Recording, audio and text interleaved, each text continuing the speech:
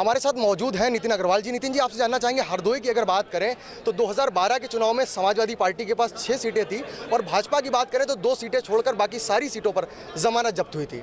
अगर आज की स्थिति की बात करें 2017 के चुनाव की, तो 7 सीटें भाजपा के खेमे में गई हैं, सिर्फ आपकी सीट बची है। क्या मानते हैं, क्या था ये? नहीं, देखिए, ये स्पष्ट है कि उत्तर प्रदेश में जो ये चुनाव हुआ, हम लोग तो पहले से कहते चले आए थे कि ये उपचुनाव मोदी बनाम अखिलेश हो गया है। और मोदी जी जिस तरीके से अपनी प्रतिष्ठा उत्तर प्रदेश में बनाए हुए थे, 3 दिन बनारस में अपने संसदीय क्षेत्र में रुके, जो इतिहास में पहली बार हुआ कि कोई प्रधानमंत्री अपने संसदीय क्षेत्र में चुनाव में 3 दिन रुका हो। और जैसे ऐसा चुनाव लड़ा उन्होंने जैसा वो उत्तर प्रदेश के मुख्यमंत्री पद के दावेदार हैं।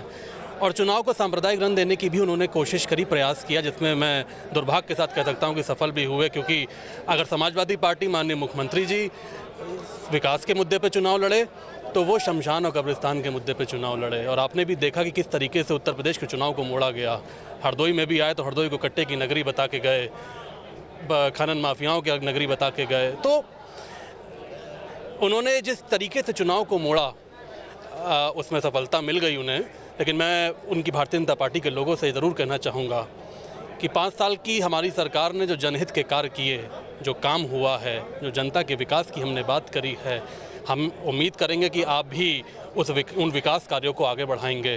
लेकिन अगर आप जनहित के कार्यों को रोकेंगे तो समाजवादी पार्टी सड़कों पर उतर के आपका विरोध भी करेगी। अच्छा, गठबंधन क्या मानते हैं, गठबंधन से कितना फ़ायदा हुआ या नुकसान हुआ? नहीं, देखिए, इसकी समीक्षा तो बाद में होगी। क्या हुआ है, क्या नुकसान हुआ है, क्या फ़ायदा हुआ है। गठबंधन 2 नौजवानों का था, 2 युवाओं का था, 2 दलों का था, 2 विचारधाराओं का था। और हमने बहुत अच्छी लड़ाई लड़ी। मैं कह सकता हूँ कि उत्तर प्रदेश में बहुत टक्कर की लड़ाई समाजवादी पार्टी ने लड़ी, जिसमें बीजेपी की जीत भी हुई। लेकिन गठबंधन का फैसला तो माननीय राष्ट्रीय अध्यक्ष जी को करना है, समाजवादी पार्टी के वरिष्ठ नेतागणों को करना है।